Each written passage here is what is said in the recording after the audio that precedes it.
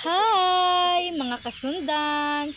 So for today's video mga kasundang, magkaka-testing tayo sa mineral bottle. Ang gagamitin natin na blade yung mini samurai, tapos yung mahaba na katana.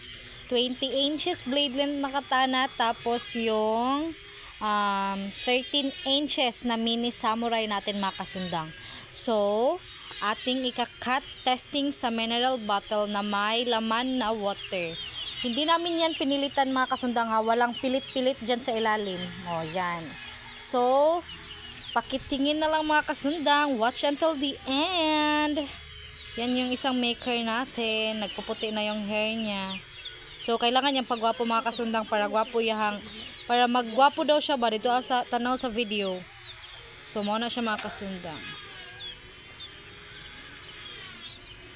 Watch until the end mga kasundang. Yan po yung 13 inches blade length. Yan, mini samurai.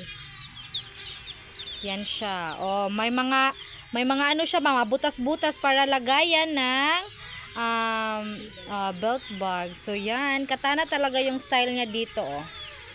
May pasingsing. Kabilaan ang talim mga kasundang. Yan.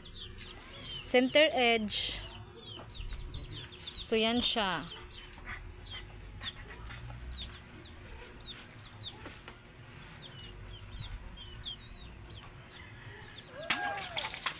Wow! Diba mga kasundang, kahit maliit siya, nakaputol pa rin siya ng malaki na mineral bottle.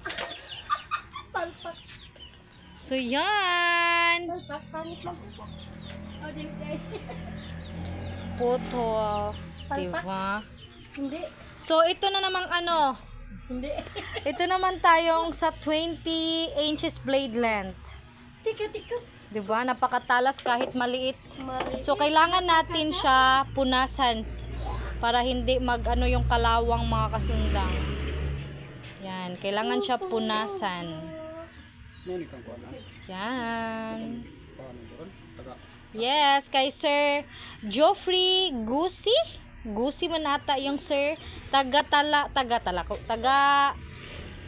Tacorong. Yan yun sa'yo Sir Gusi, Geoffrey. Salamat sir. Diba? Agad-agad. Solid customer po namin yan si Sir Gusi. Yan. Maraming salamat sir. Napakaganda po yan kasi parang wala lang. Kahoy-kahoy lang na dala-dala pero ano pala yan, may laman na, oh, yan siya mga kasundang, maliit lang siya, oh. Pero may laman pala yan na something wrong sa loob, chores. So, pangalawang cut testing, dito tayo sa katana sword, 20 inches blade length. Okay. Diyan tayo sa pangalawang katana sword, 20 inches blade length po yan mga kasundang. Yan.